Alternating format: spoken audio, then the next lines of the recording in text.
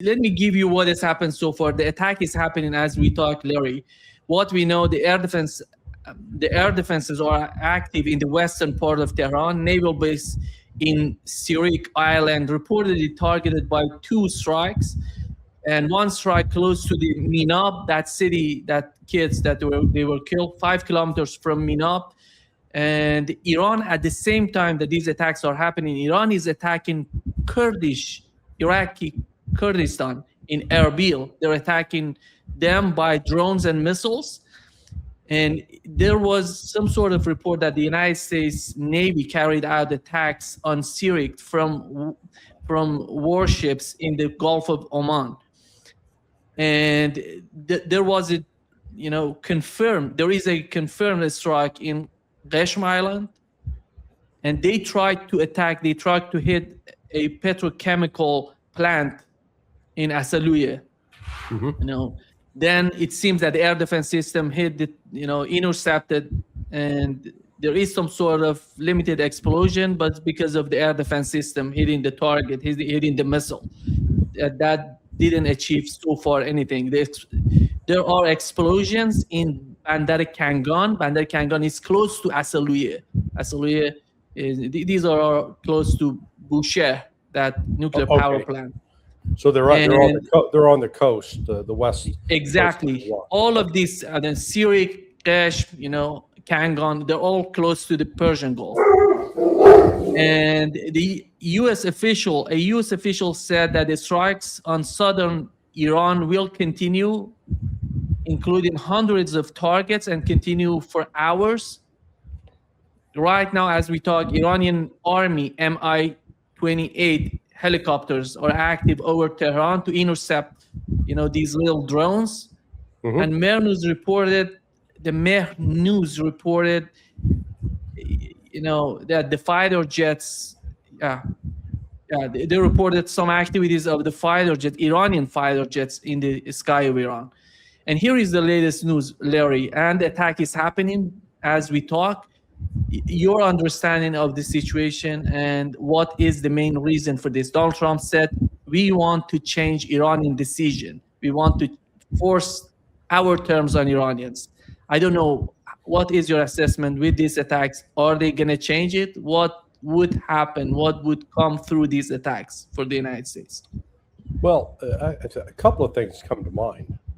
The attacks that Iran launched last night in response to the U.S. attack must have done some serious damage. Otherwise, if it was light damage and inconsequential, I don't think the United States would be responding. Now, the United States, as you notice, doesn't actually describe damage that has occurred. There's that. But it comes back to the point I was making yesterday on some other shows, which was the attack yesterday combined with that leak to the New York Times, to David Sanger, about the negotiations surrounding the nuclear issue. I think all of that, this was all designed to stage, to create a narrative so that Trump can now walk away from the peace talks. I think over the week, it was a battle for the mind of Donald Trump over the weekend. Initially, there were those who thought he would sign on, that there was a deal, that it would have required some concessions from the United States, but the Zionists, not just Bibi, the Zionists, which covers, both the Jews that are Zionists and the Christians who are Zionists, they mounted a full court press on Donald Trump. And whatever inclinations he previously had to support the agreement that was being hammered out in Islamabad, he decided to blow it up. And that is exactly what he's doing. This is the end of the negotiations, end of the agreement, until this is, I think, will now spark a sustained escalation. I think, Iran hit them last night and then didn't continue. It limited its response. It had a limited response last night, just going after Bahrain, Kuwait, and Jordan, the Muwafaq al-Salti air base.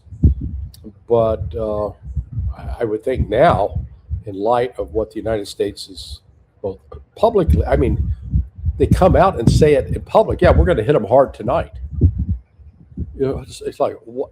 I don't even begin to understand that. That you know, there's no there's no justification for this attack. So this is the end of the ceasefire, and we'll return to battles until we see at such time that the United States will come begging again for Pakistan or whoever to see if they can talk Iran into another ceasefire. And hopefully, from my standpoint, Iran tells them to go fuck off. Yeah. Here is the latest news, Larry. The anti-ship missiles launched toward U.S. warship in the Sea of Oman. And that report that here Mehr News in Iran just confirmed that they have intercepted a cruise missile that was supposed to hit the petrochemical plants in Asaluya. Mm-hmm. Well, and that's important right there. That they are intercepting a cruise missile. We weren't seeing them do a lot of interceptions of cruise missiles previously.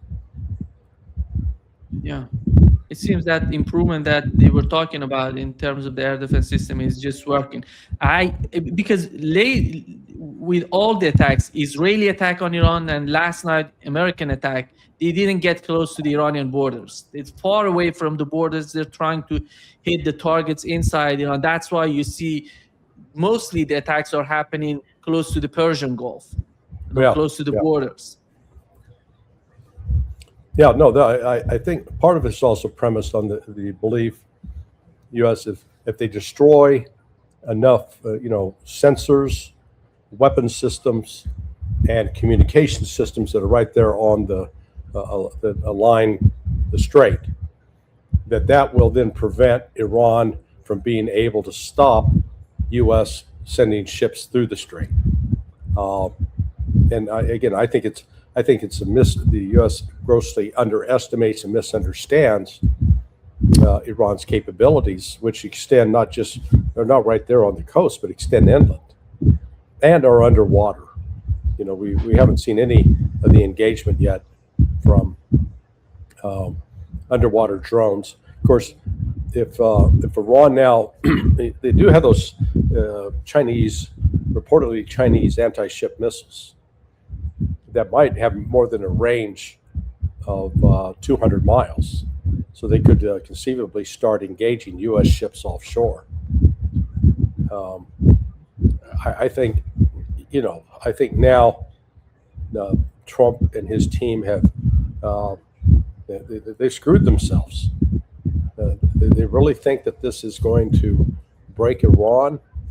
They really do believe themselves when they say, that Iran's army is broken, the military is defeated, they have no capability, they're just the economy is a disaster. So it's up to breaking news, Larry. Yeah. Yediot Ahronoth, the Israeli publication, the Israeli media just reported that it seems that the U.S. warship got hit by Iranian anti-ship missile. And it's reported on Israeli media that they hit the U.S. warship. And there are some reports that in the airport in Bandar Abbas, again, close to the Strait of Hormuz, close to the Persian Gulf, they hit the airport in Bandar Abbas. And that remains to be confirmed, the Iranian hitting U.S. warship. But it was reported in Yediot Ahronoth. Yediot. I think Yediot. Israeli, Israeli did. There it is. I see it. Ahronoth, I think it is. Ahronoth. Ahronoth. Yediot Ahronoth.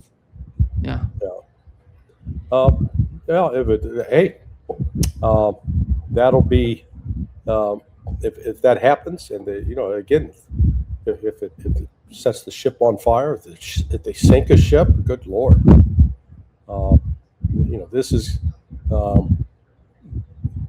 this is going to really bring the pressure on Trump, because again, he initiated this.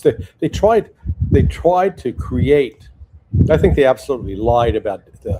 Iran didn't fire on that Apache helicopter. So that was used as an excuse, a pretext, because if I've said all along, if the United States was really serious about negotiating with Iran and about ending this through negotiations, they would have overlooked even if Iran had done it. I think it's one possible scenario is that that helicopter hit a drone, it exploded, shrapnel from that drone got sucked into the engines of the Apache, and that's what caused the helicopter to go down. Trump's explanation that the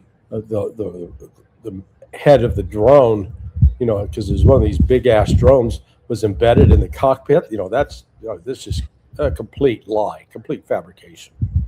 But the other big news, what we're seeing today, is we've now got confirmed interceptions of cruise missiles by Iran, something they were not doing 12 weeks ago.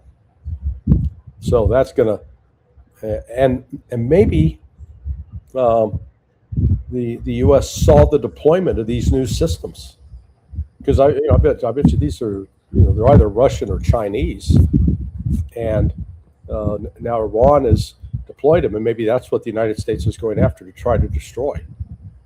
And instead, the U.S. Is losing its cruise missiles, which it doesn't have a lot to lose.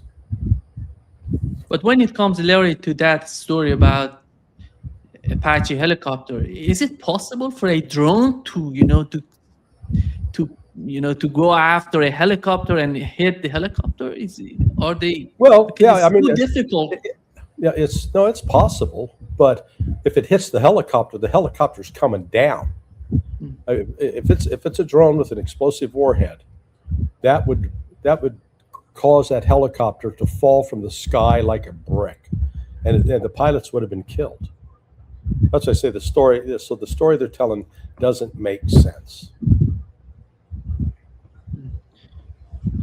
Israel, Larry, has an objective in this war, and they want to change the equation that Iran has established in the region, the attack and the Iranian response to any Israeli aggression on Lebanon.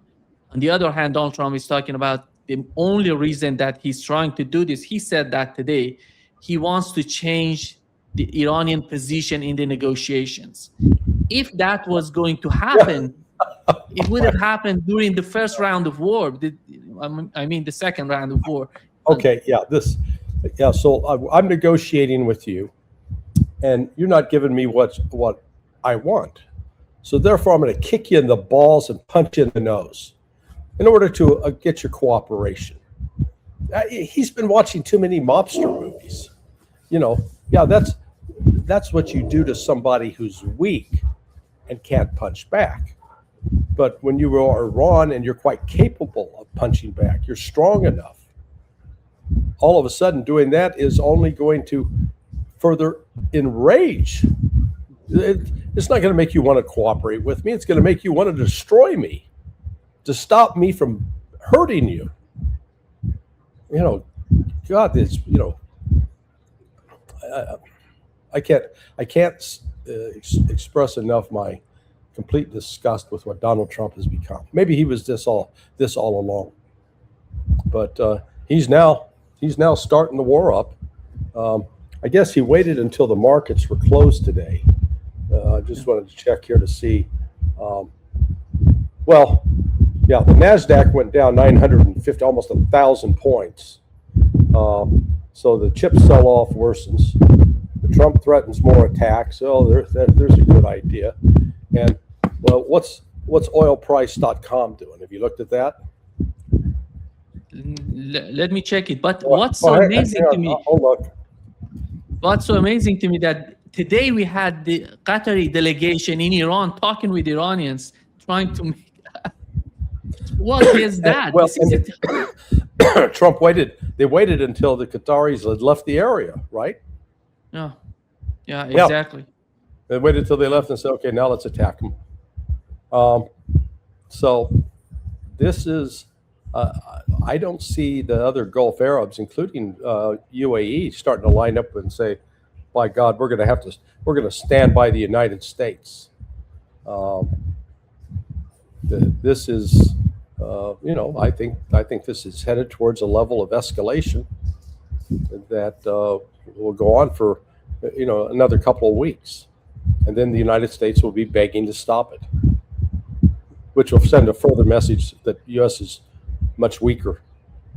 I mean, for Trump to do this, it darkens, puts a cloud over the World Cup. It puts, and plus you got coming up, the 4th of July celebrations now are less than 3 weeks away, 4 weeks away. So we got 23 weeks, exactly 4 weeks away. So, and the United States is going to be embroiled in a war of choice. Israeli Channel 11 reported that Israel is not involved in the attacks on Iran.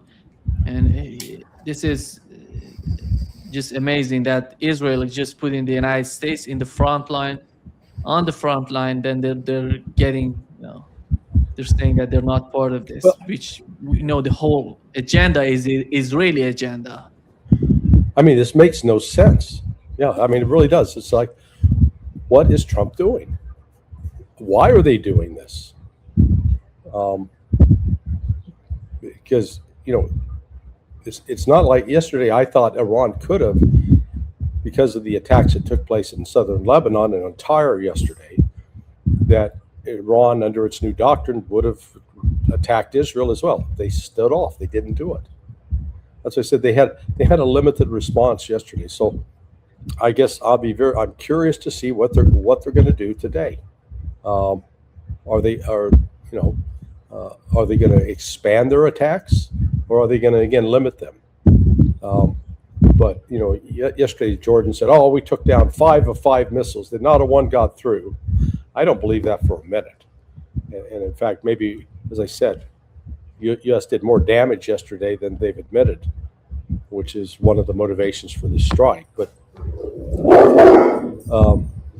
the one thing Iran has, is it's got intelligence support from both China and Russia, including location of U.S. ships, including inbound attacks, turning aircraft, taking off. So, and I suspect they're getting it real time now. I think the reason that they're saying Israel is not part of this operation because of the Ben Gurion airport that is full of American aircrafts. And I don't know if Iran would attack Israel on their airport, Ben Gurion airport, which is full of the refueling tankers, aircraft, and all over. No, just from a pure tactical standpoint, yes, they should. They should wipe it out.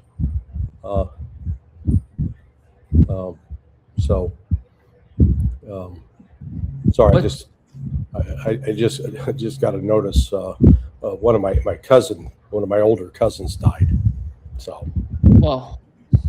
So, but she so had sorry to hear that. Good long life, and but she's a big fan of the blog. Of course, she was yelling at me recently for being anti-Trump. Wow. Now that she's passed, she may discover the truth. So, anyway, sorry. Larry, Iran is right now, the second round of attacks is happening in Iraqi Kurdistan, is attacking them. I don't know what is happening in Erbil, and because every time something happens, they're attacking Erbil. And now the 2 attacks on Erbil. My guess is it's a CIA operation that equipping, training Iraqi Kurdish fighters to be able to penetrate Iran and take territory, assassinate officials, etc. And I don't know if Iran got it through its intelligence or through Russian intelligence, but whoever provided it, they are certainly going to preempt it. Yeah. And it'd be interesting now to see what Turkey does in light of the latest threats from Israel. the fact that hell, Bibi Netanyahu threatened them today. Here is the footage. It seems that the footage is coming out from the region. I don't know if that's. Let me just bring it up. The footage of the American warship being hit. Yeah. Being hit by, Iranian missile. The footage of the ship on fire, off the coast of Oman. It's not the warship. It's the ship off the coast of Oman being on fire. Yeah. Isn't that the ship that the U.S. hit? No, it didn't say who did it. No, I'm telling you, the U.S. earlier today off the coast of Oman hit a ship. That wouldn't, look at it's dark over there now. So that picture doesn't make sense because it's clearly light. Sun's still up. And if I'm not mistaken, so it's 6:30 here. Is it not? It's it's at night. It's because it's not 2 a.m. in the morning. Yeah, it's 2 a.m. It's something like let me 6. Yeah, it's gonna be 1:30 a.m. It's something like that. Yeah. So Larry, go ahead. Israeli media reported that Iran hit the warship with a hypersonic missile. Yeah. It's still unconfirmed. It's still unconfirmed. They're saying that. They're still unconfirmed, the Israeli media. Yedioth Aronoth. Yeah. The name is so difficult to pronounce. And I think, Larry, what has happened last night when the attack on Syriac Island, they attacked 2 water tankers, the water supply in the Syriac Island. If the things go in that direction, because as we talk, a new attack is happening on Bandar Abbas. If the United States start attacking the oil supply, the water supply in these cities, we're going to see the same thing happening with the GCC countries, maybe going to Israel. I don't know if Iran would hit desalination plants. My understanding is that's not their policy. But if the United States continue with these sort of attacks on water supply, they may change their attitude. Well, yeah, I guess I don't see Iran punishing if the Saudis were not involved with these attacks, or the Qataris, then I don't see Iran punishing them for the sins of the United States. But Iran could, if they retaliated against anybody, it would probably be against Israel, knock out Israel's water supply. Yeah, and so that would have will send a message. See, it's escalating, and for no good reason. That's what's crazy about this. This is another war of choice by Donald Trump. He had a ceasefire. Well, it was sort of a ceasefire. The United States has been violating that ceasefire for weeks, but it's escalated to a new level.